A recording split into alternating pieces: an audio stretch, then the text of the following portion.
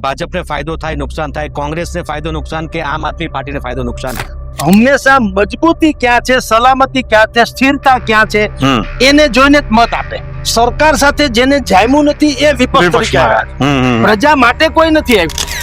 ત્યારની આમ આદમી પાર્ટી અને ગોપાલ ઇટાલિયા જે જીત્યા એ આમ આદમી પાર્ટી તો એક જ છે. ધારાસભ્ય છોડો મંત્રીને બી ખબર નથી પડતી કે કોની સાથેથી કેમ કામ લેવું. પરંતુ ભાજપ એવું કહે છે કે આ કોંગ્રેસને બી છે, કોંગ્રેસ એમ કહે છે કે ભાજપની બી છે. બકરાની લીંડી હોય ને એના છાણા ન છપાય. એને મતદારોને કન્ફ્યુઝ કરી દીધા. અજાણા મિત્ર કરતા જાણીતો શત્રુ શું ખોટું. કોંગ્રેસ તો ગ્રો થવાની જગ્યાએ પાછું જ પડતું જાય છે. અને તમારે ખરેખર જનતાને સાચી વાત જ કરવી છે તો you have to work something. પછી કોઈ એમ કે તમે આમ કરીને ભાજપને મદદ કરી તો યાર એ થઈ જ જાય ને. જે છે તમને 10 રૂપિયામાં દૂધ મળે ને 10 રૂપિયામાં છાશ મળે તો દૂધ જ લે ને લોકો. શું કામ છાશ લે? કોઈ પક્ષ તરફથી એવું કઈ ધમકીઓ મળી છે ખરી તમને? 2-3 મહિના ધમકી કોઈ ન આપે ને તો મને એમ લાગે કે હવે કંઈક આપણો પાવર ઘટી તમારા ફોન બંધ જ કરી દેવો પડે. અને જેનો ફોન પડે ગાળાગાળી ધમકી વગેરે. જે એના ગૃહમંત્રી છે એમણે નક્કી કર્યું કે ભાઈ હવે આપણે દબાણવાળી કોઈ વસ્તુ નહીં રાખવામાં આવે, ચલાવી નહીં લેવાય. પહેલું બુલડોઝર એના ઘરે ચલાવ્યું. અહીંયા આવીને નહીં તો અહીંયા ક્યાં તમારી સરકાર છે? પણ તમારે પાક લણવો છે ને વાવવું નથી. કારણ કે અમે કઈ હવા હોય મેં કીધું આમાંથી ક્યાં કમિશન છે આપણું? એ છોરા કઈ ઊંડું લખવાનું થતું નથી. ચાલ બધા તમારે અમારા જેવા કોઈને મારવું ને મચ્છર મારવું એ હરખી વાત છે.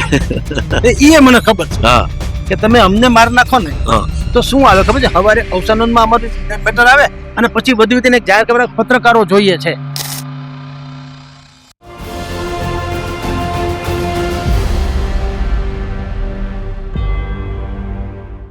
નમસ્કાર, લલકાર સાથે હું છું નરેન્દ્રસિંહ જાદવ. અત્યારે અમે આવ્યા છીએ રાજકોટ શહેરમાં અને રાજકોટના અટલ સરોવર ખાતે કે જ્યાં અહીં જે વિકાસ થયેલો, જે ગુજરાત સરકાર કહી રહી છે વિકાસ થયો છે તે અહીં જોઈ શકાય છે. અને અત્યારે આ અટલ સરોવર ખાતે અમે ઊભા છીએ અને ખાસ તો જ્યારે ગુજરાતમાં સ્થાનિક સ્વરાજની ચૂંટણી છે ત્યારે એક તરફ ચૂંટણીનો માહોલ ગરમાયેલો છે ત્યારે આ જ મુદ્દે વાત કરવી છે. અમારી સાથે હાલ ઉપસ્થિત છે જાણીતા રાજકીય વિશ્લેષક જગદીશભાઈ મહેતા અને સાથે જ મારા સહયોગી જીતુ બાંધણિયા. જગદીશભાઈ, સ્વાગત છે આપનું લલકારમાં. આમ તો અત્યારે માહોલ તો ચારે તરફ ઇલેક્શનનો છે અને ખાસ તો એ જાણવું છે કે ઓવરઓલ તમે તો ઘણા વર્ષોથી આમાં રાજકીય જે નેતાઓ છે, પાર્ટીઓ છે તેમને તમે જોઈ છે અને તમારા જે પ્રિડિક્શન હોય છે તે લગભગ મોટા ભાગના સચોટ હોય છે. સત્યની અત્યંત નજીક તમારા પ્રિડિક્શન અમે હંમેશા જોયા છે. આ વખતની ચૂંટણીમાં શું લાગે છે કે ગત વખતે જે સ્થાનિક સ્વરાજની ચૂંટણી યોજાઈ હતી 5 વર્ષ પહેલા તે જ પ્રમાણેનું પરિણામ આવી શકે કે પછી ફાયદો નુકસાન, ભાજપને ફાયદો થાય નુકસાન થાય, કોંગ્રેસને ફાયદો નુકસાન કે આમ આદમી પાર્ટીને ફાયદો નુકસાન? ઓવરઓલ શું લાગી રહ્યું છે અત્યારે, કારણ કે હજી મતદાન નથી થયું અને માહોલ બની રહ્યો છે ત્યારે? સૌ પ્રથમ તો નરેન્દ્રસિંહજી તમને તમારું રાજકોટમાં સ્વાગત છે. તમે અમને લલકારમાં સ્વાગત કર્યું. પણ આ અમારું, અમે અતિથિ છીએ, તમે મહેમાન છો, અમે યજમાન છીએ. રહી વાત ચૂંટણીની, તમે આ સ્થળ બરાબર પસંદ કર્યું છે. અટલ સરોવર. રાજકોટમાં મનોરંજનનો આ એક નજરાણો છે અને ચૂંટણી લોકો મનોરંજન જ માણે છે. રાઈટ, કોઈ સિરિયસલી કાંઈ કોઈ લેતા નથી. તમે જો જે લોકો અત્યારે ટહેલે છે કોઈને કે આપણે આજ પછી 26મી તારીખે આપણા ભાવિ જે છે એ ઘડવાનું છે કોઈને ચિંતા કોઈને લાગતી નથી. કારણ કે દરેકને ખબર છે કે આપણે અહીંયા જે આવીએ છીએ પ્રારબ્ધ લઈને આવીએ છીએ અને કર્મ લઈને જવાના છે. બિલકુલ. કોઈ કરતા કોઈ આપણું કાંઈ બહુ હિત કરી શકે એમ નથી. જાત મુવા વિના સ્વર્ગે ન જવાય એમ. પણ ખેર એ ફિલોસોફી છે. મૂળ વાત એ છે કે જે ચૂંટણીની આપણે વાત કરી રસાકસી ભરી નામ ને તેમને, આ વખતે આમ આદમી પાર્ટી ચિત્રમાં છે. કોંગ્રેસ અને ભાજપ બે પરંપરાગત અત્યારેથી વાત કરતા. ઓકે. હવે આમ આદમી જે થર્ડ ફોર્સ કહેવાય તો એવું છે કે ગુજરાતમાં થર્ડ ફોર્સ ક્યારેય સફળ થયો નથી. આ એક વર્ષોથી કહેવામાં આવે છે અને એ પાછું પ્રસ્થાપિત થયેલું છે. આ વખતે થોડુંક એમાંથી જુદી વાત કરે છે અને જુદી વાત એ છે નરેન્દ્રસિંહજી કે પહેલી વખત થર્ડ ફોર્સ ને પણ કમસે કમ તમારે અવગણી શકો એમ નથી. કારણ કે આ થર્ડ ફોર્સે સુરતમાં ગત ચૂંટણીમાં 27 બેઠકો મેળવી હતી અને આ વખતે તો દાવો કરે છે કે અમે અમારો મેયર હશે. અને એ વાત એટલે જ કહું છું. હા. એક તો અવગણી શકાય નહીં, એનો અર્થ એમ છે કે તમારે એની નોંધ લેવી પડે, એ પણ કાફી છે ને. અન્યથા આની અગાઉના વર્ષોમાં ગુજરાતમાં ગુજરાત પરિવર્તન પાર્ટી, જીપીપી વગેરે વગેરે દરેક લોકોએ ભાજપાથી શંકરસિંહ બાપુએ પણ અનેક પ્રકારના પ્રયત્ન કર્યા છે, બરાબર. પણ તમે જુઓ છો કે કોઈનું કઈ બહુ ઉપજણ ન થાય. શું કામ? લોકોને ઈ પાછી ખબર નથી કે આવું શું કામ થાય છે.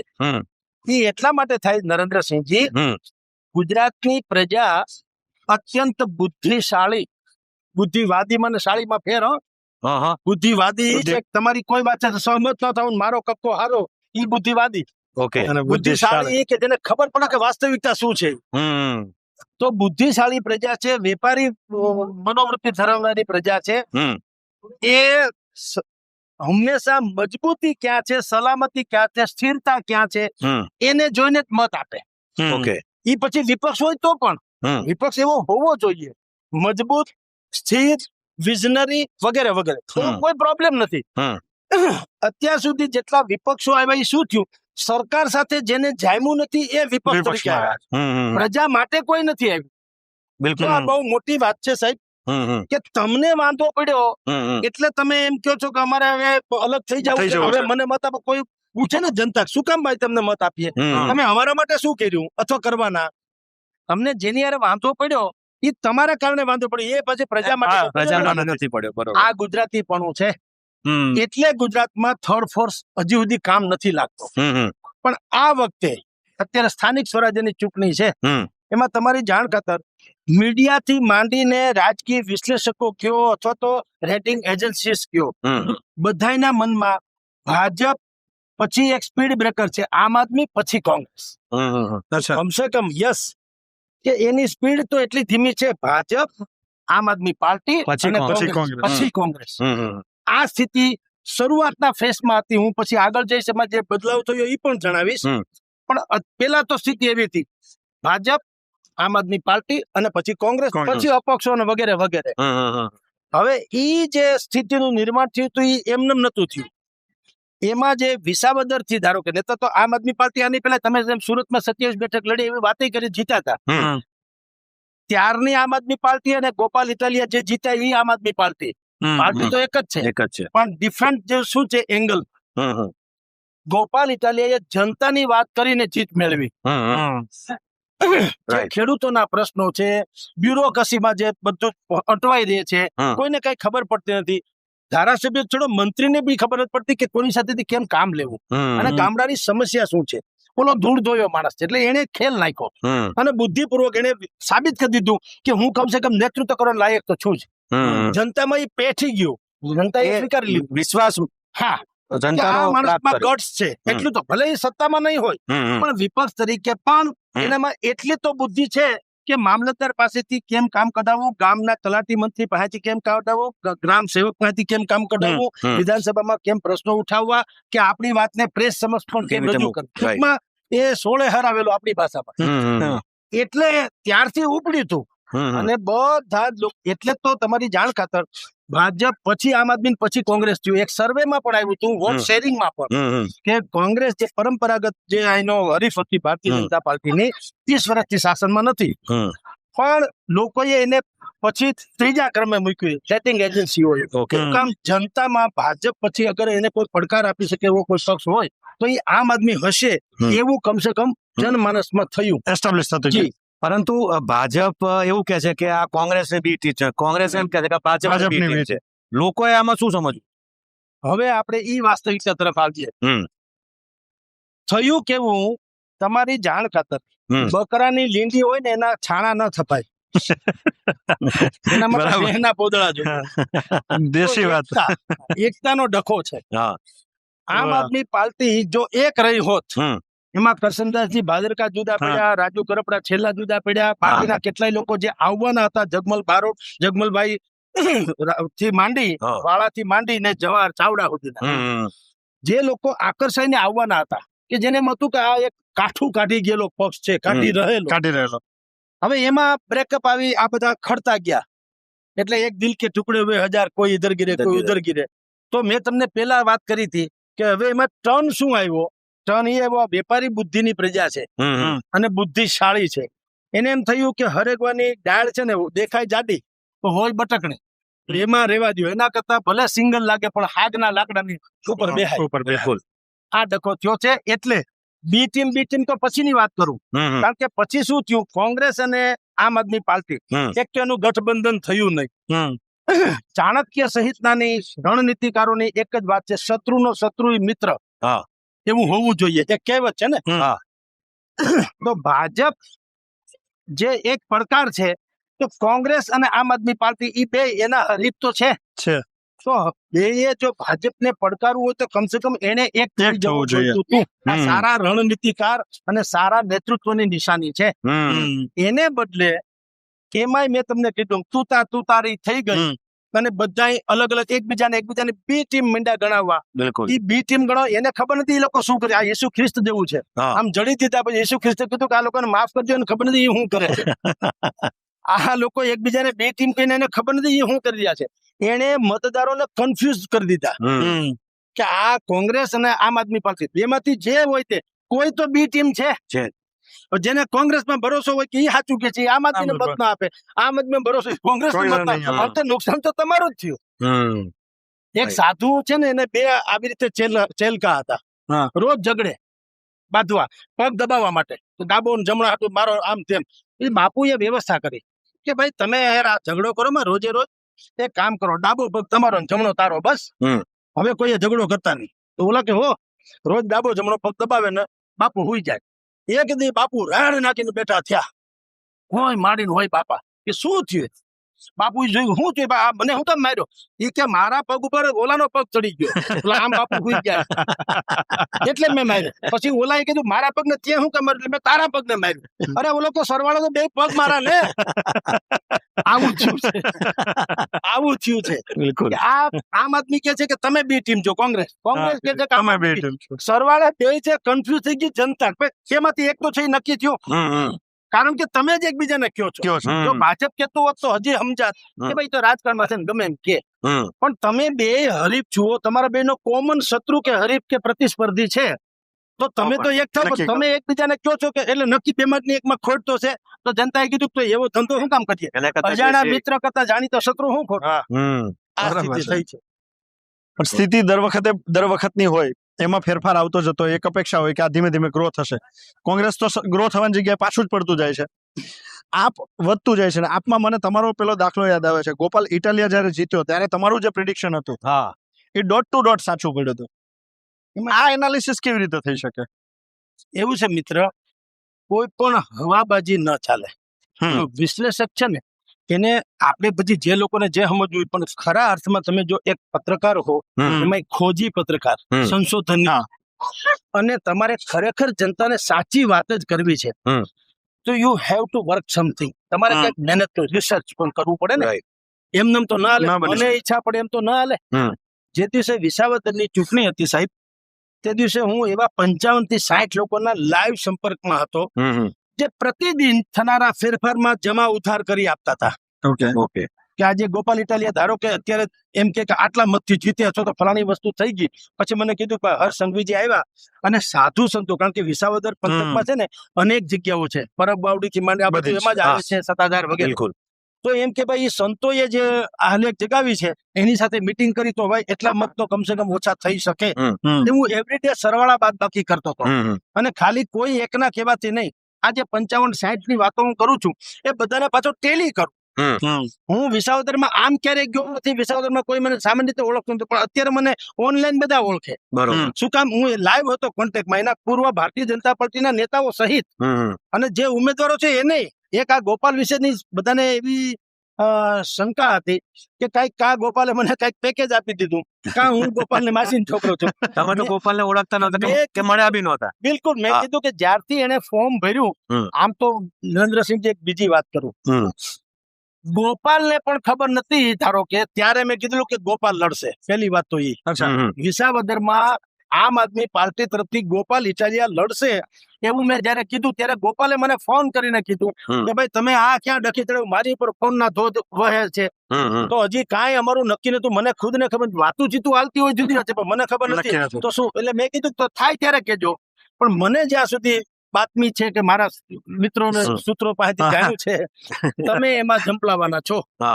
અને પછી થયું. હવે ત્યાં પેલું સાચું પડ્યું એટલે લોકોને થોડીક શ્રદ્ધા બેઠી કે વાત તો સાચી છે ને આપણે શું કામ ખોટું કેવું જોઈએ. બિલકુલ. પછી હું ત્યાંના લાઈવ સંપર્કમાં રહ્યો. જે ભારતીય જનતા પાર્ટીના જ મોટા ભાગના લોકો હતા, પછી કેટલાક કોંગ્રેસ, પછી આમ આદમીના. તો આ લોકોના સંપર્કમાં એવરી ડે હું 52, 54, 55, 60 જણાના સંપર્કમાં રહું, જમા ઉધાર કર્યા કરું અને પછી 10 જણાને ટેલી કરું. કારણ કે કોઈ એકના કહેવાથી કઈ થાય ન લેવાય. એટલે ટેલી કરું કે આવું સંભવ છે, આવું થયું છે. એ બધું જ સરવાળા બાદબાકી કરતા મેં પછી છેલ્લે જયારે સટીક ભવિષ્યવાણી જેના વિશે આપ કહો છો એવું થયું. મેં એમ કીધું કે ન ગોપાલ 16,000 મતથી કે ન 18,000 મત, ગોપાલ 17,500 અને 54 મતથી જીતશે. અને તેવાશ્રી જીતા એ જ ફિગર આવ્યો. ફિગર એ જાય. તો એ જે સટીક છે એમાં આપણું કોઈ જાદુ તો હતો નહીં. હવે હું અહીંયા કહું કે તળાવ છે ને તળાવમાં પાણી છે તો એ તો છે એ છે. આ રહ્યો મેં જોઈને જ કીધું છે, મેં હવાબાજી તો કરી નથી. એટલે ભારતીય આપણે અહીંયા વિકાસની વાતો કરીને આ બધું દ્રશ્યમાન બતાવીએ, પછી કોઈ એમ કે તમે આમ કરીને ભાજપને મદદ કરી, તો યાર એ થઈ જ જાય ને. જે છે તો છે બતાવીએ છે. આમાં મેં હું કહું કે કોરું છે ને મેં કીધું તળાવ ભરેલું છે તો ખરાબ કહેવાય. તમારી સામે હિલોળા તો લે છે, પછી ક્યાં ખામી છે. એટલે હું કહું છું કે જે તે સમયે પણ વિસાવદરમાં શું થવા જઈ રહ્યું છે એ બધું બ્લો બાય બ્લો આપણે રિસર્ચ બેઝ ઉપર જ ગયો તો એમ કરીને આપણે કીધેલું. કારણ કે જે બંને ચહેરા મુખ્ય હતા, કોંગ્રેસ તો દહીં દૂધમાં હતું, પણ જે મુખ્ય બંને ચહેરા હતા એમાં દીવા જેવું સ્પષ્ટ હતું. તમને 10 રૂપિયામાં દૂધ મળે, 10 રૂપિયામાં છાશ મળે તો દૂધ જ લે ને લોકો, શું કામ છાશ લે. બિલકુલ. આવી વાત હતી. એટલે ગોપાલ વિશે મેં તમે કીધું એમ આપણે થોડા સાચા ઠેરા. અને ભવિષ્યમાં હું તમને કહું, કોઈ પણ બાબતમાં આપણે કામ કરીએ કે જે આપણે મૂળ તો પત્રકાર જીવ છીએ, એટલે 50 લોકોને પૂછીએ. આપણે કઈ સહદેવ થોડા છીએ કે આપણે આગાહી આગમવાણી ભાખીએ. આપણે પૂછીએ લાગતા વળગતા, ટેલી કરીએ. અને જેમ પોલીસ વાળા રિમાન્ડ લે છે અલગ અલગ બેસાડીને, પછી હામાં બધું પકડાઈ જાય, એમ બધું પકડાઈ જાય, મેચ થાય પછી કહીએ. તો પણ તમને લોકો હવે રાજકીય વિશ્લેષક માંથી રાજકીય જ્યોતિષ તો કેવા લાગ્યા છે ઘણા લોકો, એ મને ખ્યાલ છે. એ આટલા વર્ષોનો અનુભવ છે, તમારું સચોટ પ્રિડિક્શન હોય છે રાજકીય રીતે. ઘણા બધા આગેવાનોના, નેતાઓના તમે સંપર્કમાં આવ્યા છો આટલા વર્ષો દરમિયાન, કારણ કે મને ખ્યાલ છે કોઈ નેતાઓ તરફથી, કોઈ પક્ષ તરફથી એવું કઈ ધમકીઓ મળી છે ખરી તમને કે ભાઈ તમે એવું કઈ સ્ટોરી કરી હોય કે ભાઈ આ સ્ટોરી તમારી ખોટી હતી? જો એવું છે નરેન્દ્રસિંહજી, 2-3 મહિના ધમકી કોઈ ન આપે ને તો મને એમ લાગે કે હવે કઈક આપણો પાવર ઘટી ચેન ન પડે. એનું કારણ કે બોલવાનું જે છે એ તો પરમ સત્ય જે છે એ તો છે જ. હવે કોઈ દિવસ ક્યાંય પણ કોઈને દવા મીઠી લાગે, દવા કડવી જ હોય, પછી અંતે ફાયદાકારક કઈ જુદી ઘટના છે. બરોબર. પણ પેલા તો કોઈને કોઈ સાંભળ્યું ખુશીથી હાલો અહીંથી નીકળે આઈસ્ક્રીમ ખાય એમ દવા ખાય એવું તો હોય નહીં, ફરજિયાત જ હોય. એમ આપણે જે કઈ બોલીએ છીએ, શાસક પક્ષ હોય, આમ આદમી પાર્ટી હોય, કોંગ્રેસ હોય, અપક્ષ હોય યા કોઈ પણ હોય, આપણે ચૂંટણી જવા દો. મેં તો કેટલાય એવા સામાજિક સંગઠનોના જે આંદોલનો ચાલતા હતા એમાં પણ મેં જે વાતો કરી સાહેબ, એ સામાન્ય રીતે લોકો કહેતા ડરે અથવા અચકાય. કારણ કે કોણ દુશ્મનાટ વહોરી લે. અને એ જયારે મેં વાત કરી ત્યારે પછી શું થાય, હવે એક આખી નવી પેટર્ન નરેન્દ્રસિંહજી થઈ ચૂકી છે. જી, હજારોની સંખ્યામાં મંડે ફોન આવતા, તમારો ફોન હેક થઈ જાય એના જેવું. એક ફોન ઉપાડે તો બીજા 10 નહીં, બીજા 100 મિસ કોલ થઈ જાય, અને સતત ચાલુ રહીએ 2-4 દિવસ સુધી. તમારા ફોન બંધ જ કરી દેવો પડે, અને જેનો ફોન પડે ગાળાગાળી ધમકી વગેરે. હા, પણ પછી શું થયું, શરૂઆતમાં તો આપણને એમ લાગે આશ્ચર્ય, ભાઈ આ શું પરિસ્થિતિ છે, શું કામ આવું થાય છે. પણ પછી સમય જતા કહું છું, એ જ સમૂહ જે તે સમયે આપણી અડફેટે આવ્યો હોય ધારો કે, પણ હવે એને વાસ્તવિકતાની જેમ ખબર પડી હોય ને પછી એમને જ્ઞાન થાય કે ભાઈ બિલકુલ એને એમ લાગ્યું કે આપણી વાત જે હતી તો તથ્યવાળી તો હતી જ. પણ એક વખત તો એવું થયું હોય ને સાહેબ કે આટલા બધા ધમકીના ફોન આવે, અથવા તો તમે જે કઈ બોલો છો ને ત્યારે સોશિયલ મીડિયામાં વધારે હોય, કોમેન્ટ્સ બહુ બધી આવે, તો એ બધું જોઈને એમ થાય કે યાર આમાં મારો તો કઈ ફાયદો છે નહીં, મારું કઈ નુકસાન છે નહીં, મારે નથી કરવું. હવે એવું ક્યારે થયું સાહેબ? એવું એટલા માટે આમ નથી થયું કારણ કે આ કઈ પહેલી વાર નથી બન્યું. મારી લાઈફમાં જેટલી વખત મેં નોકરી ગુમાવી, હમ. 5 વખત, 5 વખત ગુમાવ્યું. મેં ભૂતકાળમાં કીધેલું છે, 2 વખત મેં એવા આર્ટિકલ લખેલા કે ત્યારે સીએમ સાહેબ તરીકે નરેન્દ્ર દામોદરદાસ મોદી હતા. હમ. તો મેં લખ્યા હતા, અહીંયા રાજકોટમાં જ લખ્યા હતા, હમ. એક અમદાવાદમાં લખ્યો હતો, 2 અલગ અલગ સબ્જેક્ટ ઉપર. હમ. તો એ સરકારને જે તે સમયે નહીં ગમ્યું હોય, ખૂચ્યું હોય રાતે, એટલે એ પછી જે બન્યું હોય તે પણ અમારા માલિકોએ કીધું કે તમે જય શ્રી કૃષ્ણ. હા. અચ્છા. તો પહેલી વખત થોડો ઝટકો લાગ્યો, કોઈ મેં તો સાચું લખ્યું. હું તમને દાખલો આપું, સાચું એટલે નેનો પ્રોજેક્ટ અહીંયા આવ્યો ગુજરાતમાં. તો આપણે સલામ મારીએ કે ભાઈ તમે પશ્ચિમ બંગાળમાંથી એક ટેલિફોન કરીને નરેન્દ્ર મોદી નેનો લઈ આવ્યા, સારી જ વાત છે ને. આપણે સલામ મારીએ, કહું સારું, ગુજરાતમાં તમે લઈ આવ્યા એક ટેલિફોન થી ₹1 જે તે દિવસે દંતકથા હતી તેમ. પણ મેં એમ કીધું કે ઠીક છે, તમે ટાટાનો નેનો પ્રોજેક્ટ અહીંયા લઈ આવ્યા, એને જગ્યા આપી, 90 વર્ષના પટ્ટે વગેરે, બાકી બધી ફેસિલિટીઝ આપી, કેટલીક લોન વગેરે જે કઈ આપી, ટૂંકમાં જે ફેસિલિટી આપી એ એવી હતી કે પછી નેનો વાળાએ ખાલી કઈ કરવાનું બીજું રહેતું જ નતું. બરોબર. ટૂંકમાં વિશેષ સુવિધાઓ આપી, ખોટી નથી. પણ મેં એવો એક આર્ટિકલ લખેલો કે ભાઈ તમે આને આપ્યા કાંઈ વાંધો નથી, પણ એવી જ ઓફર મોરબીમાં અમારે જે સમય ઘડિયાળ આવે છે ને સમય, એ લોકોએ અહીંયા પ્રેસ કોન્ફરન્સ કરી હતી રાજકોટમાં. ઓકે. કે જો સરકાર નેનો જેવી જ વ્યવસ્થા, થોડીક સુવિધા એનાથી પણ અડધી પડધી પણ જો અમને આપે તો દરેક સૌરાષ્ટ્રના દરેક ઘરે ગાય બાંધે એમ અમે એને ગાડી બાંધી. એટલે રોજગારી ઉભી કરી. આ ગાડી નેનો તો પછી આવી ને, 2 પૈડા ઉપર 3-4 જણા ધારતા. રતન ટાટાએ જોયું કે આ મધ્યમ વર્ગનો માણસ કેવો પીસાય છે કે 2 2 વ્હીલર ઉપર 2 છોકરા અને પતિ પત્ની જાતા હોય બિચારા મુશ્કેલીમાં, એના કરતા એને કમ્ફર્ટ થાય એટલે નાની ગાડી બનાવો તો ઉત્તમ વિચાર હતો. અને નરેન્દ્ર મોદી લઈ આવ્યા, ગૌરવ, એમાં કોઈ શંકા નથી, બહુ સારી વાત. પણ મેં તુલના કરી કે આ જ વાત મોરબીમાં જે ઘડિયાળ બનાવે છે પરિવાર, એ ગેલેક્સી ગ્રુપ વાળા અથવા તો એના જે સંબંધીઓ છે એને એમ કીધેલું કે ભાઈ જે તમે અમને આવી કઈ ફેસિલિટીઝ આપો તો અમે પણ ગામડામાં ખીલે ગાય બંધાણી હોય એમ તમને ગાડી બાંધી. એટલે મેં એની તુલના સાથે લખ્યું કે ભાઈ તમે ઓલા ભાઈને તો સારું હણગેર્યું, પણ એ તો વાહળી હતી એટલે વાગી, તમે હાંભેલા વગાડી જાણો તો બરોબર. એટલે આવા લોકોને બી મદદ કરો તો સ્થાનિક રોજગાર ને સ્થાનિક ઉદ્યોગપતિને પ્રોત્સાહન મળે. હવે વાતમાં તો કઈ ખોટું તો હતું નહીં, પણ હવે જે બન્યું છે પછી નોકરી છોડવાનો વારો આવ્યો. પછી આવા 2-4 વખત બન્યું છે. રાજકોટમાં 15મી ઓગસ્ટ કે 26મી જાન્યુઆરી એના જેવો જે રાષ્ટ્રીય પર્વ ઉજવે છે એવું પર્વ ઉજવાતું હતું નરેન્દ્રસિંહજી. અને બધી જ જેટલી પણ ઇમારતો સરકારી છે ચાકમ જોળ કરેલી હોય, સ્વાભાવિક વાત છે, કઈ ખોટું નહીં. હવે આપણે છાપાવાળાને શું હોય સાહેબ, જનતાની પીડા કે જનતાની વાત હોય એ તો આપણે રજૂ કરવાની હોય ને. આપણે જનતાને પૂછ્યું કર્યું હતું તો અમે તો સંપર્કમાં લાઈવ હોઈએ જ છીએ. પ્રજાનો જે મત હતો એ શું હતો, ભાઈ અમારું પર્વ છે એટલે પર્વ તો આપણું છે, પણ સરકારી બધા તામજામ ને તાહીરા થાય છે, એના કરતા મેં કીધું આ નિમિત્તે રાજકોટમાં તમે કરોડો રૂપિયાના ખર્ચે બધું ઉજવણી કરો છો, એના કરતા તમે કોક એમ નક્કી કરો ભાઈ 100 ઝૂંપડા છે એને અમારા તરફથી બલ્બ અને લાઈટ, એના અંધારા ઉલેચાઈ જાય, એટલે એ આખી જિંદગી યાદ રાખે કે ભાઈ અહીંયા રાષ્ટ્રીય કક્ષાની ઉજવણી થઈ હતી અથવા તો રાજ્ય કક્ષાની અહીંયા ઉજવણી થઈ હતી, કે આ અમારે જે તળહળે છે ને એ બધું આને કારણે આજીવન તમારા એ ચાહક રહે અને એની સમસ્યા દૂર જાય, અને સમસ્યા દૂર થાય, અને એ પ્રોજેક્ટ જે છે એ આઇકોનિક બને કે ભવિષ્યમાં સરકારે કોઈ પણ એની ઉજવણી કરવી હોય તો એ નિમિત્તે આવું કંઈક કરવું જોઈએ, પાયલેટ પ્રોજેક્ટ જેવું કે જેમાં સીધો ખેડૂતોને સીધો ફાયદો થાય, લાભ થાય. બિલકુલ. તો આપણી વાત તો વજૂદ વાળી હતી. તમે જે વાત કરી ને સાહેબ, એવો એક દાખલો અત્યારે બન્યો, તમે એ વખતે વિઝનમાં લીધું હશે.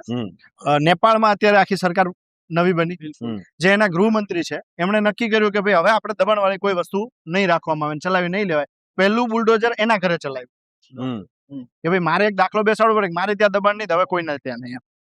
ઈ છે એના પ્રધાનમંત્રીએ શું કીધું, દરેક મંત્રી અને દરેક અફસરના દીકરા હવે સરકારી સ્કૂલમાં ભણશે, પ્રાઇવેટ બંધ, અને સારવાર પણ સરકારી હોસ્પિટલમાં જ લેશે. આખો આ બેનું ગુણવત્તા વધી જવાની કે નહીં? વધી જાય. તો આ સુઝાવ જે છે એને જો તમે પોઝિટિવ લ્યો તો તમારો જય જયકાર થાય. આવા તો અનેકો સુઝાવ જે જનતાના મગજમાં છે હા. એ આપણે વાયા મીડિયા, આપણા માટે શબ્દ શું છે? મીડિયા. મીડિયા. આપણે કે વાયા મીડિયા, તો વાયા મીડિયા તમે સરકાર સુધી પહોંચાડીએ ને, આપણે તો માધ્યમ એને જો બનીએ. પોઝિટિવ લેવામાં આવે કે આ વાત મુદ્દાની છે, ભલે તમે ટીકાના સ્વરૂપે લખી હોય, અને શેની ટીકા, આ સુઝાવ જ છે ને સુઝાવ છે. કે ભાઈ 100 ખોરડા કે કોઈ એક વિસ્તાર રાજકોટનો તમે જળાહળા કરી દીધો હોત કે ભાઈ 26મી જાન્યુઆરીની રાજ્ય કક્ષાની ઉજવણી નિમિત્તે આ 1000 ખોરડામાં અમારા તરફથી લાઇટ ને બલ્બ, પછી તમે બિલ ભરજો, તો એ આખી જિંદગી તમારો મત વિસ્તાર ન થઈ જાય? બિલકુલ. અથવા તો તમારી તરફ સોફ્ટ કોર્નર થઈ જાય. થાય કે નહીં એનો? તો આપણે એ સુઝાવ લઈ ગયો તોય નોકરી કરી. એ બધું તો પછી મારે આ રોજનું થયું ભાઈ, સાંભળો. પછી હવે પછી આદત પડી પછી ગઈ. આદત છે ને એની કે આપણે આવું લખીએ ને આપણા ઉપર થાય, કેટલી વખત બીજા કોઈ શેઠે કાઢી મૂકે, એ બધું હાલ્યા કરે. એટલે મને તમે જે પ્રશ્ન કર્યો સાહેબ કે આવું ન થાય કે આવું શું કામ, કેટલાક સમાજના લોકોએ, કેટલાક બીજા બધા સંગઠનોએ, હા. કેટલાક જ્ઞાતિગત કે જાતિગત સંગઠનોએ હા. બેસુમાર રીતે આપણી ઉપર ટ્રોલ કર્યા, જેને સોશિયલ મીડિયામાં ગાળા ગાળી આ છે તે છે. એમાંય તે 5 તો કેસ, એમાં જે એક તો ભાઈ અત્યારે અમરસિંહ ચૌધરીના દીકરા તુષારભાઈ. તુષાર ચૌધરી. હા. હવે એને સમજ્યા કે મેં તો એની કોઈ બે વાત કરી હતી તો જુદી કરી હતી, પણ એને તો પણ મારી આમ ઈ કેસ કબાડા કર્યા, બરાબર. બીજા વિક્રમભાઈ માડમે કર્યા. હા. આવું બધું ઘણા, એમ કે ટોટલ 5 કેસ છે હા. અમારે ઉપર. ઓહો. હા, એમાં કેટલા ખંડણીના છે. ખંડણી મને ઓહો. ઘણાએ કીધું તમે ખંડણી ઉપર, એટલે આ કીધું મારી ઓઘરાણી નથી આવતી, ખંડણી ક્યાંથી આવે? બહુ કરી, પણ હાલ્યું તો હાલ્યું, હવે હાલે છે બધું કમઠા. હા. પણ ખેર, મને એમ થાય છે કે ભાઈ જો આપણે તો કાંઈ નથી, હા. ઠીક છે, સામાન્ય પત્રકાર છીએ ને આવું બધું તો હાલ્યા કરતું હોય. માણસોએ આઝાદી મેળવવા માટે તેને ગોળીઓ ખાધી છે, આપણે ગાળીઓ નહીં ખાઈએ છીએ. વાહ. આપણે ભાગે તો ખાલી ગાળીઓ જ આવી છે. ગોળીઓ ખાનારા માણસો છે, તો ગાળીઓ ખાવામાં શું વાંધો? એટલે પછી મન એવું મનાવ્યું કે ઠીક છે, હવે આપણે શું ફેર કરીએ. ઘણા લોકો કહે છે હા. કે તમારી ઉપર કેસ થયા અને પછી તમે ગાય જેવા થઈ ગયા, આપણી ભાષામાં, હા. બરાબર. કા તમને સરકારે પેકેજ આપી દીધું, હા. અને કા તમે ડરી ગયા, ધમકે, જે કઈ ગણો તે. હા. મેં એને એમ કીધું કે ગામડામાં એક કહેવત છે, કાણાને કદી કાણો ન કહીએ, ખોટું લાગે વેણ, હળવે રહીને પૂછી લઈએ કેમ ખોયા નેણ. વાત તો એનો ઈ છે ને. પણ તમને હવે આમ ગમે છે તો એમ પૂછીએ. એટલે વહુવારું લાજ કાઢીને ગાળ પપ્પાનું અપમાન કરે, સસરાનું લાજ કાઢી, ખરેખર તો ઈ વાત તો એનો છે. આમ અપમાન તો કયો કે તેમ. કર્યું. એટલે મેં કીધું ભાઈ તમને ન ગમે તો મેં કોઈ હોપારી નથી લીધી કે તમારી વિરુદ્ધમાં જ બોલવું. બલકે જો તમે અમારી વાતને પોઝિટિવ લ્યો તો સાહેબ, હું ગામડામાં, સૌરાષ્ટ્રભરના ગામડામાં હું જાઉં છું, મોટા અઠવાડિયામાં 2-4 ફંક્શનો એવા હોય જેમાં 20-40 હજાર લોકો હોય છે. એમાં ફંક્શન તો હું કઈ સાલ ઓઢવા કે તિલક વધારવા કે અમારી કઈ એમના માટે નથી, આપણે ક્યાં ચૂંટણી લડવાના. હું એટલા માટે જાઉં છું કે ખરેખર ધરાતલ હકીકત શું છે, લોકો શું માને છે સરકાર વિશે. સરકાર આ તમે જુઓ, આપણે જ્યાં બેઠા વિકાસમાં કઈ ખામી છે દાખલા તરીકે, પણ આ બાજુને તમે રજૂ કરો ત્યારે બીજી બાજુ હશે ને, બીજી બાજુ પર છે જ. તો જ લોકોમાં આક્રોશ હશે ને. તો ઈ જે જનતાના કાંઈ પણ વિચારો છે એ આપણે લઈએ છીએ અને એને આપણી ભાષામાં સરકાર સુધી પહોંચાડવાની વાયા મીડિયા કોશિશ કરીએ છીએ. તો સરકાર જો એને બેઝિકલી આપણી વાતને પોઝિટિવ લે તો મારી પાસે એવા, હું તમને કહું, એવા અનેકો મુદ્દા છે. જો હું તો ઘણા લોકોને કહું છું, એ મુદ્દા મેં ઉજાગર નથી કર્યા, પણ ઘણા રાજકીય પક્ષોને કહું છું કે જો તમે પછી મન વચન કર્મથી કરો તો પછી ઉલ્લુ બનાવવાની વાત નહીં.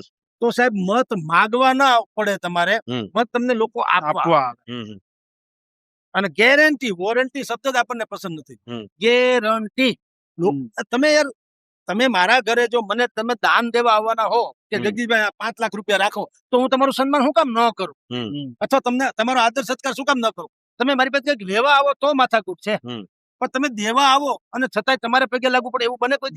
તો આ વિકાસ તમે જે કર્યો છે, તો તમારે એવું માનવું જોઈએ ને સરકારને, એને તો બધું કર્યું જ છે, તો કર્યું છતાં જનતામાં શેનો આક્રોશ છે, શેનો અસંતોષ છે?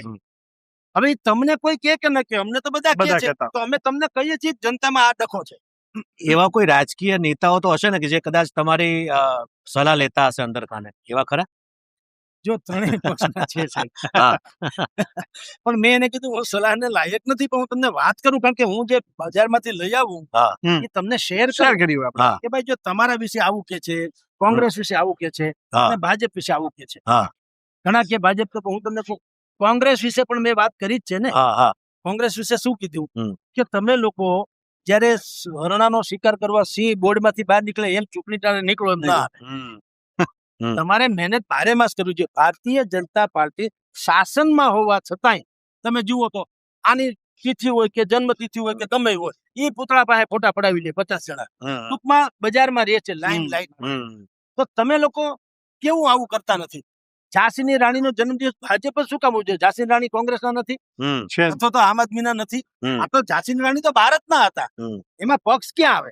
તો ભારતીય જનતા પાર્ટી માની લો કે હાર કોરા કરે, તમે કરો બરાબર, અને મફતમાં ફોટા છપાય જ છે અખબારોમાં, કઈ કોઈ પૈસા લેતું નથી લેતું. પણ તમારું મીડિયા સેલ બહુ પાવરફુલ નથી અને તમે એના ઇગ્નોર કરી રહ્યા છો. એને કારણે તમારી ક્યાંય સક્રિયતા બારે માસ નથી દેખાતી. મેં એને કીધું. હા, જુઓ, સંસ્કૃતમાં એક શ્લોક છે સાહેબ, પૂજ્ય મેન હિ સિદ્ધંતિ કાર્યાણી ન મનોરથે નહીં સુપ્તસ્ય સિંહસ્ય પ્રવેશ્યંતિ મુખે મૃગાહા. સિંહને પણ હરણા ઉડીને નથી આવતા, એને બહાર નીકળી છલાંગ મારવી પડે છે. બિલકુલ. તો એને કરવું પડે. તમે કઈ વાળી ના પૂરા? તો ભાઈ જાઓ, ભારતીય જનતા પાર્ટી ભલે તમારા હરીફ છે, એની પાસેથી જે જ્ઞાન લેવાનું છે લ્યો, સારું એનું લઈ શકાય. હા બિલકુલ. શત્રુ રાવણની પાસેથી રાજનીતિ શીખવા રામે લક્ષ્મણને મોકલાતા કે નહીં? તો એને દુટીમાં બાણ મારી પથારી મારી નાખાતા, રાઈટ? પણ એને શું કીધું, તારે જો રાજનીતિ શીખવી હોય તો રાવણ પાસે જા. તો સવાલ એ છે, ભલે તમારા હરીફ હોય ભારતીય જનતા પાર્ટી શાસન ઉપર હોય 30 વર્ષથી, ઈ જે કઈ હથકંડા અપનાવે કે એજન્ડા અપનાવે એ જ વસ્તુ તમે સ્વયં તમે આ મેદાનમાં જ છો ને. મારી બાજુમાં તમારી પાનની દુકાન હોય તો તમારી ત્યાં ટોળે વળે લોકો, તો મારે સમજો ને તમે એવો કયો કાથો ને કયો ચૂનો વાપરો છો તમારી આવે, મારી પાનની દુકાન તો બે નહીં છે. તો એવું કાંઈક ડખો તો હોવો જોઈએ ને. તો મારે એમાંથી લેવામાં શું વાંધો? એટલે આપણી કોંગ્રેસને પણ એવી ટીકા કરી. આમ આદમીને મેં એમ કીધું કે તમે જુઓ, આ પણ એક બહુ મોટો ઇતિહાસ વાળી વાતો છે. હમણાં આની પહેલાના દિવાળીમાં અહીંયા વરસાદ થયો, બધા પાથરા એટલે પાણીના એટલે માંડવીના બધા તણાઈ ગયા, અને સરકારે 10,000 કરોડનું પેકેજ જાહેર કરવું પડ્યું રાધર. રાઈટ. એ જયારે પેકેજ જાહેર નતું કર્યું ત્યારે અરવિંદ કેજરીવાલ અને ભગવત માન ત્યાં સુરેન્દ્રનગરના સુદામડા આવ્યા, રાઈટ? આવીને બધું શું કરી ગયા, સાંત્વના આપી ગયા ને ભાજપને ગાળ દઈ ગયા, બરોબર? એટલે મેં ત્યારે એમ કીધું, તો બધા એમ કે સાહેબ તમારી ઉપર કેસ થયા. કેસ તો પછી નહીં, ત્યારે તો કેસ, હું તો તંત્રી હતો, હેડલાઇન નો, કાંઈ કેસ બેસ નહીં. તો આમ આદમી પાર્ટીને મેં એમ કીધું, તમે અહીંયા આવીને ગાળ હિન્દીમાં દઈ ગયા, એ ગુજરાતીમાં ગોપાલે દીધી, તમને ભાષા ફેર થયો, બીજું શું ફેર? એનાથી ખેડૂતનું શું વળે? બરોબર. અને તમે પંજાબના મંત્રી જુઓ, ભલે ગુજરાતમાં તમારી સરકાર નથી એટલે તમારી ફરજ નથી બનતી, પણ આપણે કોકના ઘરે મહેમાન થઈને જઈએ, છોકરાના હાથમાં 5-10 રૂપિયા આપીએ છીએ, એ 10 રૂપિયાથી એનું ઘરનું કઈ લીલોતરી કઈ ફર્નિચર બદલી નથી જવા. છોકરું ખુશ થાય અને તમારું વડીલપણું શોભે ને. આવ્યા 10 રૂપિયા છોકરાના હાથમાં આપ્યા, 10 ની કોઈ વેલ્યુ નથી, તમારો વ્યવહાર લાખ રૂપિયાનો થઈ જાય. તો મેં કીધું, તમે ત્યાંથી ચાર્ટર પેન કે મફત તો નથી આવ્યા, એ કઈ એમને હવામાં તો ઉડ્યું નથી. તમે અહીંયા 5 સ્ટારમાં રહ્યા છો, એનો ખર્ચો છે, ભલે ગમે નહીં ઉપર નાખ્યો હોય ધુંબો, છે તો ખરો. પછી તમે ડોમ બાંધ્યા, તમે ખુરશીઓ નાખીને સોફા બનાવ્યા, બિસ્લેરી, પાણી, કાજુ બદામ, કિસમિસ ને માઇક ને બાઇક ને ઠઠારો, પોસ્ટર સ્ટીકર વગેરે વગેરે. તો કરોડો રૂપિયા તમને તમારી જાતને ચમકાવવા માટે તમે કરોડો વાપરો છો અહીંયા આવીને. અહીંયા ક્યાં તમારી સરકાર છે? પણ તમારે પાક લણવો છે ને, વાવવું નથી. એ કેમ હાલે? મેં કીધું, તમે આવો અને 200-500 કરોડ રૂપિયા નાખો અહીંયા, સરકારને આપો, ગુજરાત સરકારને. ભાઈ અમે પંજાબમાં અમારી સરકાર છે, ફરજ તમારી છે, ગુજરાતમાં નુકસાન થયું, પણ આ કુદરતી આપદા છે, તમારી નથી. આમાં કોઈ સરકારનો તો વાંક હતો નહીં. કુદરતી, જેમ કચ્છમાં ભૂકંપ થયો તો વિશ્વભરમાંથી સહાય આવી ને. કોઈ એમ કીધું કે તો ભારત વાળા જાણશે આપણે શું છે, ગુજરાત એમ કીધું કચ્છ જિલ્લા કલેક્ટરને કહો તમારે થાય, એવું હોય? એટલે ભાઈ કચ્છ ભૂકંપ આવ્યો છે, બધાએ ભેગા સાથે હાથ બડાના. તો મેં કીધું, તમે જો આવ્યા હોત અહીંયા, કેજરીવાલ ને આવ્યા હતા, 200-500 કરોડ રૂપિયા, હું તો કહું 1000 દેવા જોઈએ, પણ 200-500 કરોડ નાખ્યા હોત સાહેબ તે દિવસે, કે ભાઈ તમે જે સરકાર જે જાહેર કરે તે, અમે ફૂલની તો ફૂલની પાંખડી, કારણ કે આ દુઃખદ પ્રસંગ છે, તો એમાં અમારે ખોટે આમને આવીને જાય વ્યાજબી નહીં, એટલે અમારા તરફથી 500 કરોડ રૂપિયા આપીએ છીએ. બરોબર સાહેબ, મત માંગવા જવા ન પડે તો. એટલે ખાલી ખેડૂતોનો મુદ્દો ઉઠાવવાથી તેમ ખેડૂતોના નથી જતા, ખાલી છાજિયા લેવાથી શું થાય? એવું તો એ કોંગ્રેસ વર્ષોથી લે છે. તમારી સરકાર છે ને, તમને દેતા શું વાંધો આવે? તમે પ્લેનમાં આવ્યા, ખર્ચો કર્યો કે નહીં? તો તમારી જાત ચમકાવા ખર્ચો કરો તો બધા એમ કે તમે સરકારને કહેવાને બદલે આમ આદમીને હું એટલે ભાઈ, આ તમને વધારાની વાત કરું. અમે ક્યાં કીધું કે સરકારે પાવલી ન દેવું હતી? સરકારની ટીકા કરી હતી ને, તમારી જાણ ખાતર વધુ એક આગાહીની વાત કરું. જે 10,000 કરોડનું પેકેજ જાહેર કર્યું હમ. એના અઠવાડિયા પહેલા તમે ગૂગલમાં સર્ચ કરી લેજો. હમ. એમાંય મેં કીધેલું ઈ પણ આવી રીતે જ પૂછીને હા, ક્યાં કયા જિલ્લા કેટલા તાલુકામાં 33% વધુ ક્યાં નુકસાન થયું હમ. સરકારી પરિભાષામાં. અને મેં કીધું કે 10,000 કરોડથી 1 રૂપિયો હેઠો પણ જો સરકાર જાહેર કરશે ને તો આ કાર મચી જશે. એને ક્યારે છૂટકું છે? 10,000 કરોડ જ થયો. ઓહો, જોરદાર. વાહ. તો પછી યાર ભલામણા, કારણ કે અમે કઈ હવા હોય, મેં કીધું આમાંથી ક્યાં કમિશન છે આપણું? પણ જે છે એ છે ભાઈ સાહેબ, લોકોની આપણે તહકીકાત કરીએ, ખબર પડી કે આટલું નુકસાન થયું અને સરકારે કર્યું. તો એમાંય પાસે જે દિવસે બ્રેકિંગ ન્યૂઝ આવ્યા, મને ટીવી વાળાએ બધાએ કીધું કે સાહેબ 10,000 કરોડનું મેં વખાણું, સરાહના કરી સરકારની. ભાઈ દુનિયા દુરસ્ત આવી, બહુ સારી વાત. ઐતિહાસિક નુકસાન હતું, ઐતિહાસિક બજેટ બહાર કાઢ્યું. તો પત્રકાર કોઈથી પક્ષકાર ન હોય, એને જે હોય તે તટસ્થ રીતે મૂલ્ય હોય. આપણો કોઈ શત્રુ ને કોઈ મિત્ર નહીં. સ્થિતિ આપણો શત્રુ, સ્થિતિ આપણો મિત્ર. અને આપણો કોઈ એક પક્ષ હોય તો એ સત્યનો પક્ષ હોય, બીજા કોઈ નહીં. જી બિલકુલ. એટલે કે ટૂંકમાં કમનસીબી એ છે કે જે સાચું કે છે ને એ લોકોને ગમતું નથી, ખાસ તો રાજકીય નેતાઓને જે સાચું કહેતા હોય એને કદાચ ગમતું નથી. મને કદાચ યાદ છે ઘણા વર્ષો પહેલા કદાચ સંતોકબેન જાડેજાએ પણ કંઈક તમને ધમકી આપી હતી. એ શું ઘટના હતી? સાહેબ, ગીત ગઈ છે, વાત ગઈ, પણ વર્ષો જૂની વાત છે. હા, સંતોષબેન જાડેજાની ધરપકડના ભણકારા વાંચતા હતા. હા, બોખીરલા જે વિસ્તારમાં એનો બંગલો જે છે, હા. પેલા અમે લોકો ત્યાં ગયા તો બંગલામાં કોઈ એસી બંગલો હતો, પણ એમાં કોઈ રહેતું નતું. અને સંતોષબેન એ લોકો તો હોસ્પિટલમાં હતા. ત્યાં નહીં તો 1,000 મહેરાણીઓ, મહેરાણી એટલે મેર સમાજ હા, એનું દીકરી, હા. એ લોકો હતા. પલંગ જેવું હતું, ત્યાં સંતોષબેન બેઠા હતા. અને આ કાંધલ જાડેજાની બધા તો હજી બાળકો જેવા હતા, ટૂંકમાં 10-15 વર્ષના કે 20 વર્ષ એવું હતું. હવે અમે ત્યારે હું સંદેશમાં હતો, અમે રિપોર્ટિંગ કરવા ગયા, બધું જાણ્યું જોયું, જે કઈ અપરાધ હોય કે જે ઘટનાક્રમ હતી તે. પછી સંતોષબેન ત્યાં અમે હોસ્પિટલમાં ગયા તો જુનાગઢ થી નારસી પઢિયાર પણ આવ્યા હતા જે તે સમયે, એના સાક્ષી હતા. તો બેઠા એટલે સંતોષબેન હોતા હે, મેં પહેલી વાર જોયેલા. ઇતિહાસમાં સાંભળ્યું તો બધું, જોયા તો પહેલી વાર. તો એને કીધું ભાઈ આ છાપાવાળા આવ્યા. એને એની ભાષામાં વાત કરી, એ છોરા કઈ ઊંડું લખવાનું થતું નથી,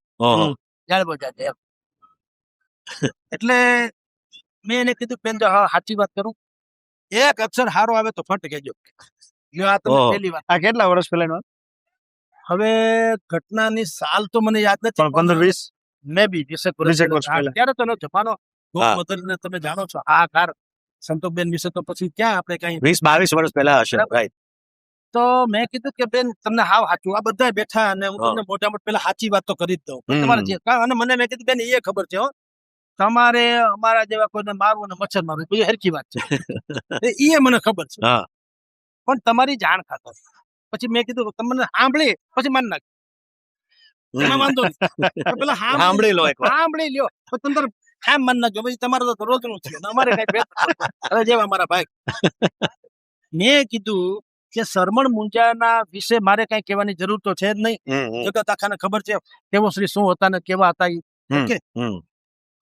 કંઈક ની યારે એને સંઘર્ષ થયા છે, કંઈક ની યારે એના લોહિયાલ જંગ થયા છે, કંઈક ને મરણતોલ માર માર્યો, કંઈક ને હત્યાઓના એની ઉપર આક્ષેપ છે, બધું છે. શરમણભાઈ મુંજાને એક જ બાબતનો આજીવન ભલોપાત રહી ગયો કે એનાથી એક ખોટું પગલું ભરાઈ ગયું, જેમાં બ્રાહ્મણનો દીકરો પ્રકાશ કેવું નામ હતું, એ છોકરાનું યા તો મૃત્યુ થયું યા એની ઉપર મરાય. આપની જાણ ખાતર નરેન્દ્રસિંહજી, ચિત્રલેખામાં મહેન્દ્ર શાહ કરીને એક ભાઈ હતા, મહેન્દ્ર શાહ, બહુ મોટા નોવેલિસ્ટ, બહુ સારા પત્રકાર, હવે તો આ દુનિયામાં શાયદ નથી. એ મહેન્દ્રભાઈએ વલોપાત નામની નવલકથા શરૂ કરી. વલોપાત નામ જ વલોપાત. અને આપની જાણ ખાતર એટલી બધી સુપર ડુપર ગઈ, જેમ પીળા રૂમાલની ગાંઠ હરકિશન મહેતા, એની જેમ આ સુપર હિટ ગઈ. એટલું જ નહીં, શરમણ મુંજાનું જયારે મર્ડર થયું ત્યારે ઈ વલોપાત, ઈ જ મહેન્દ્ર શાહને કહેવામાં આવ્યું તમે આનું કવરેજ કરો, અને તમે નહીં માનો ત્યારે 2,65,000 જેટલી સંખ્યામાં ચિત્રલેખા છપાતું હતું. એના 3-4 વખત રિપીટ કરવા પડ્યા. બોલો, એનો એ અંક પાછા રિપીટ કરવા પડ્યા. આટલું સેલેબલ બન્યું. તો મેં ઈ બધી વાતને ટાંકીને સંતોષબેનને કીધું કે બેન, એક પ્રકાશ નામના છોકરાનું અનાયાસે ભાઈથી મર્ડર થઈ ગયું યા તો એવું કહેવાય છે, એનો એને જિંદગીભર વલોપાત રહ્યો. હવે એને આ બધા શબ્દો કઈ કાઠે એમ હતા નહીં, વલોપાત ને ફલાણું. પણ મેં એની ભાષામાં સમજાવવાની કોશિશ કરી કે ભાઈ બીજા બધાને એને જે કર્યું એમાં કોઈને એને વાંધો ન આવે. આ એક છોકરો હું મરી ગયો એમાં શરમણભાઈ ને એમ થયું કે આ ખોટું તો થઈ ગયું. આ વાત મેં કહ્યું બેન તમને એટલા માટે હું કહું છું કે તમે ભલે મને ધમકી આપો પણ હું તમને કહી દઉં, અત્યારે રાષ્ટ્રપતિ કોણ છે? શંકર દયાળ શર્મા, બ્રાહ્મણ છે. અત્યારે વડાપ્રધાન કોણ છે? નરસિંહ રાવ, બ્રાહ્મણ છે. તમને આ કોઈ ચકલું તમારે આમે ફરકતું નહીં. તમને અત્યારે હોસ્પિટલના બિછાને છું અને ધરપકડના ભણકારા વાગી રહ્યા છે. કોણ છે? સતીશ વર્મા, બ્રાહ્મણ છે. તમારી સામે બેહીને હું જે ફાકા ફોદારી કરું, હું બ્રાહ્મણ છું, વાંધો ન હોય તો કાંઈ થાય નહીં તમારાથી. અને આ જે કાંઈ છે એ આમ છે હરામ બરોબર. જો સારું લખું તો લ્યો હવે. પછી બધી મેરાણીઓ બધી બહેનો હતા. જો આ એક તમને કહું, જેને આપણે બાહુબલી ને ખતરનાક એવા લોકો માનીએ છીએ ને, મેં એક એમાંથી ગુણ જોયો છે સાહેબ, કે તમે રિયલ સેન્સમાં નિષ્પાપ ભાવે હો, મારો કોઈ એજન્ડા ન હોય, હું બીજી ગેંગ નો હોય તો 1 સેકન્ડમાં માન નાખ. એને ઈ ખબર હોય છે કે આને આપણે કઈ લેવા દેવા છે નહીં. ઈ એનો ધર્મ બજાવે, હું મારો ધર્મ. અને વાત તો એને મુદ્દાની કરી, મેં કઈ ખટી તો કરી નહીં. મેં કીધું કે તમે અમને મારી નાખો ને, પછી એક બીજું વાક્ય કીધેલું નરેન્દ્રસિંહ કે તમે અમને મારી નાખો ને તો શું આવે ખબર છે? સવારે અવસાનોમાં અમારું બેટર આવે અને પછી વધુ વધીને જાહેર કરવા પત્રકારો જોઈએ છે, બીજો આવે એ તમને ફાડી ખાય. પણ તમે ક્યાંય એવી જાહેરાત જોઈ કે જોઈએ છે બીજો શરમણ મુંજા, બીજો રામવાળો જોઈએ છે? એ બધા થઈ જાય. બરોબર. એટલે આ ડખો કરતા નહીં. સારું નહીં આવે થાય કરી લે, પણ પછી કઈ કર્યું નહીં. બોલો. અને આજની તારીખે કહું, કાંધલ અમારા મિત્ર જેવા છે, બોલો, એના જ દીકરા છે, મને આદર આપે છે. આ વાતથી કઈ વાકેફ મેં અનેક જગ્યાએ કીધું છે. એટલે બીજો તમને એક દાખલો કહું. જયરાજસિંહ બાપુ ગોંડલ, ખાના કઈ ઘટે નહીં. અને ઉષા પંખાની જેમ નામે કાફી હે, એનું વર્ણન કરવાની જરૂર નથી. આખી કોઈ પણ લોકો એના વિશે કઈ પણ બોલવામાં હંમેશા ખચકાય અથવા તો ન કરે. અમે એના વિશે ટીવી ડિબેટમાં અનેક વખત કીધું કે ભાઈ જે મીડિયા તમારી ત્યાં અમદાવાદના સ્ટુડિયોમાંથી જે તમે નજરે જુઓ છો ને એવું નથી. ગોંડલમાં એમ કે ઇન્ડિયન પિનલ કોડ બંધ થાય છે, ત્યાંથી ગોંડલ પિનલ કોડ શરૂ થાય છે, આવી બધી દંતકથાઓ એવું નથી. તમે ગોંડલની બજારમાં ફરો તો ખબર પડે. હું ફર્યો છું સાહેબ, અને હજારો લોકો રહે છે ને, કઈ સાંભળ્યું ગોંડલમાંથી લોકો હિજરત કરી ગયા. કચ્છમાં પાણી ન હોય તો હિજરત કરી જાય. ગોંડલમાં તમે જો આખા એટલા 52-53 ગામનું હટાણું છે ગોંડલ, અને લેર કરે છે બધા. હા, એનો અર્થ એમ નથી કેતો કે હું એમ નથી કેતો કે ભાઈ જયરાજસિંહ બાપુ છે અહિંસાના પૂજારી છે, એવું નથી. એ જોંગા બોંગા લઈને ફરજ થઈશું પીશું છે, એ છે. પણ એ શું કામ છે? એને એના લેવલની બધી દુશ્મનાવટ છે. બિલકુલ. અને મેં એક વખત બાપુને કીધું, જયરાજ બાપુ, અમે એક દી કોઈ કાર્યક્રમમાં હારે હતા, તો જાતા હતા બજારમાં, આમ નીકળ્યા અને તુલસી વિવાહ હતો ને 50,000 માણસો જમવામાં હતું. તો તમે જુઓ, માણસ જો અપરાધી હોય, ગુંડાગીરી કરતા હોય, તો આમ 50,000 માણસ આમ આવે? એમ તો 2, 5, 10 આવે, 500 આવે, 50,000 માણસ તમે આમ નાળ છે થોડું જમાડી શકો. તો એ માણસે કઈ પાથર્યું હશે ને, એમને તો હોય નહીં. તો મેં એમ કીધું બાપુ, અમે નીકળ્યા હતા, બાપુ તમે આવી રીતે ગોંડલની બજારમાં ક્યારેય નીકળી શકો? આમ ફરો છો ખરા, હરો ફરો. એ કે નીકળી તો બધે હકાય, એમાં તો કઈ સવાલ નથી. તમે જાણો છો કે અમારી રીતની શત્રુતા હોય ને, એટલે બુદ્ધિપૂર્વક નીકળવું પડે. આમ નીકળીએ તો હું ધાય મંડે થવા. મારા લેવલ પ્રમાણે અમે નીકળીએ એટલે આ બધું રાખીએ, કારણ કે સામે એવું છે. પણ એને મને કીધું, જગદીશભાઈ તમે જુઓ, આ જમવા બધા પધાર્યા છે, તમે જાઓ ને ગમે એને પૂછી લો કે બાપુની ધાક છે કે શાક છે. એટલે બહાર જે અલગ જે લોકો માનતા હોય તેવું નથી હોતું. વિસ્તારમાં સામાન્ય પ્રજા સાથે એવું કોઈ લેવા દેવા હોતી જ નથી, જે આપણે બહાર માહોલ ઉભો કરવામાં આવતો હોય. એ જ જયરાજસિંહ બાપુના ઘરે અમે બેઠા, અહીંયા બાપુ બેઠા, અહીંયા હું બેઠો, અહીંયા ગીતાબા બેઠા, અહીંયા ભાઈ ગણેશ ગોણ એ બેઠો, અમારા ઘરના હતા. તો બાપુએ પણ એના વાઈફ ને કીધું કે ગીતાબાને કે આ જગદીશભાઈ છે, પત્રકાર છે, બધું આપણા વિશે ઘણું આખા તકું કડવું પડવું બોલે છે વગેરે વગેરે. એ તો ઠીક છે. ઈ ભેગું મેં કીધું બાપુને કે હા વાંચી વાત કહું બાપુ, આ તમારી ચા મારા હાથમાં છે. હમણાં કોકનો ફોન આવે ટીવી વાળા ગમે એનો, અને કે ભાઈ ગોંડલમાં બાહુબલી નેતા કોણ? હું લખો ટેમુ ભાઈ જયરાજસિંહ ટેમુ બજાડે. બરોબર. ભાઈ જે છે ઈ જે તો છે. છે, મેં બરોબર. તમારું ખોટું કીધું તો કયો ભલા માણસ. અને તમે શું માનો છો? હું ન બોલું એટલે તમને થોડા કોઈ ગાંધીજી માનશે. તમે જે છો ઈ તો છો જ ને. મેં ખાલી કીધું એટલો ફેર છે. બાકી તમે આ ફરો છો ને ટેકડા બંદૂક લઈને આ કરને બે જતા. એક જમાનામાં મેં રામવાળાની બધાની કેસેટો સાંભળેલી હા. ઈ જમાનામાં. હા. તો અત્યારના યુગમાં તમે આ બાજુ તમે છો, ઓલી રીબડા વાળા અનિરુચિ છે. બેયનું જે કહેવાય છે ઈ તો છે ને. ધબધબાટી નથી. દુનિયા આખી કે છે. હમણાં 2 દી પહેલા એક બેનનો વિડીયો આવ્યો છે, આમ આદમી પાર્ટીમાં હતા ઈ બેન, હા, હા. મનીષાબેન ખૂટ કેવું નામ છે. હા. એનો વિડીયો બહાર આવ્યો ને ઈ આ હું જે અત્યારે કહું છું ઈ વિડીયોમાં એ કે છે હા, કે ભાઈ આ બે બાજુ આવું છે. તમે જયરાજસિંહ બાપુને એમ ખબર પડે કે આ અનિરુદ્ધસિંહને ન્યા જરાક પણ ગયા છે તો ઓલા લોકો આને ઠામ મને કે આને ઠામ, બે એવા ખતરનાક શત્રુતા છે ને. ઈ તો ગોંડલમાં જ રહે છે ઈ બેન. પછી તો ઈ વાત તો મેં જાહેર કરી. મેં બાપુને કીધું, બાપુ જે છે એ છે. તમારું બધું દબદબો તમારે જરૂરી છે, પણ એનો અર્થ એમ નથી કે ચોંગાસ એટલે એમ થાય કે હાલો અહીંયા ધારો કે જયરાજ બાપુ અહીંયા નીકળે તો અટલ સરોવર એમનો નીકળે તો હાલો ને બે ગોળીઓ મારતા જાય. એમ થોડું હોય, એમ ન હોય. કાંઈ નીકળો તો આપણે જેમ ભેળ ખાતા જઈએ એવું ન હોય. એ એના લેવલ પ્રમાણે લડતા હોય. તો શસ્ત્ર જે છે એ ત્યાં 2 પ્રકારના છે. ગુંડા પાસે શસ્ત્ર ખોફ જન્મ આવે છે અને અમુક લોકો પાસે જેમ કે સૈનિકો પાસે શસ્ત્ર હોય તો શું હોય એ આપણને સલામતી બક્ષે. બરોબર. એનો ઈ શસ્ત્ર છે. સૈનિક પાસે છે તો તમને સલામતીનો અહેસાસ થાય. અપરાધી તત્વો પાસે હોય તો ખોફ થાય. તમારી દ્રષ્ટિકોણ કેવી છે આખું ગોંડલ લહેર કરે છે. જયરાજસિંહ બાપુ એટલા ટ્રમ્પથી જીતે છે તો હાવ આમ તો ન હોય ને ભલામણ. અને એને પાછી એ ખબર છે કે હું અનિરુદ્ધસિંહ જાડેજા ન્યાય પણ જાઉં છું. એને મને એક ડાયરામાં 3-4 લાખ રૂપિયા ઉડાડવા આપ્યા, ઉડાડ્યા મેં. હા, કીર્તિદાન ને સાયરામ હતા. જે અનિરુદ્ધ બાપુને ખબર પડી. ઈ મેં તમને વાત એટલા માટે કરું છું કે દરેક જે હું કહું છું ને જેને સમાજ અપરાધી કે બાહુબલી કે તાકાતવાળા કે ગુંડા કે જે કઈ માનતા હોય તે એનામાં એક તો વાત હકીકતો છે. એક તો ક્લિયરિટી ને ટ્રાન્સપરન્સી. મેલ ગુગળા ન હોય. ઈથી ખતરનાક આપણે છીએ વ્હાઈટ કોલર જોબ વાળા.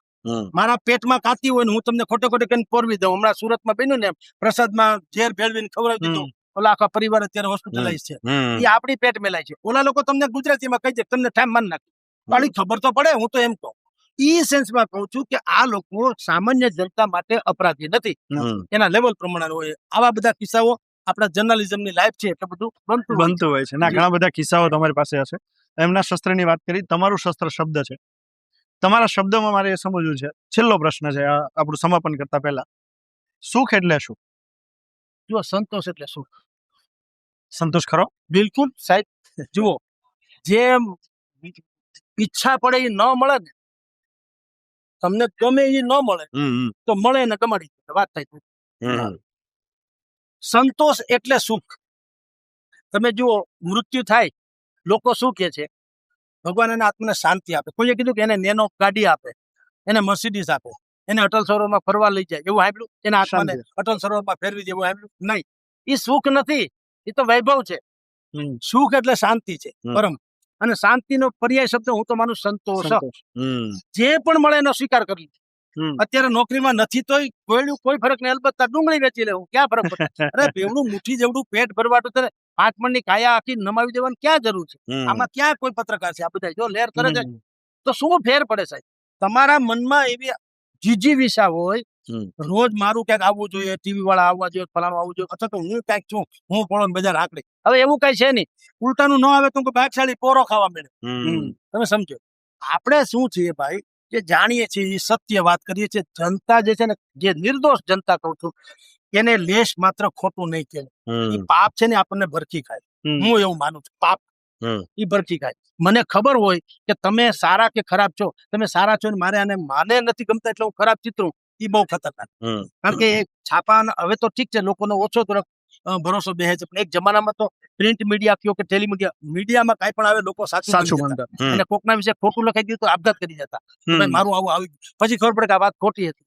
તો એ જે નિર્દોષ પ્રજા જે છે એની પાસે અનફિલ્ટર્ડ સત્ય જવું જોઈએ. અનફિલ્ટર્ડ, બિલકુલ કોઈ બાદબાકી વગર. ટૂંકમાં તમારી જે વાત છે અત્યારના રાજકીય નેતાઓને પણ બિલકુલ સચોટ રીતે લાગુ પડે છે કે જનતા પાસે તમે જાઓ ત્યારે જે સત્ય છે તે જ કહો, જે વચનો આપો છો ને તો તે સત્યતા પૂર્ણ હોય તે જરૂરી છે, નહીંતર તમે જે વચનો આપો છો તે પૂરા ના થાય ને તો જનતા તમને ખોટા માની લેશે. અને મૂળ વસ્તુ એ જ છે કે અત્યારના માહોલમાં જે નેતાઓ લોકો સમક્ષ જઈ રહ્યા છે તેણે પણ એ જ ખાસ મગજમાં એક રાખવાની જરૂર છે કે તમે જનતાને ઉલ્લુ ના બનાવશો, સાચી કહેશો તો જનતા તમારા ઉપર ચોક્કસ વિશ્વાસ મૂકશે.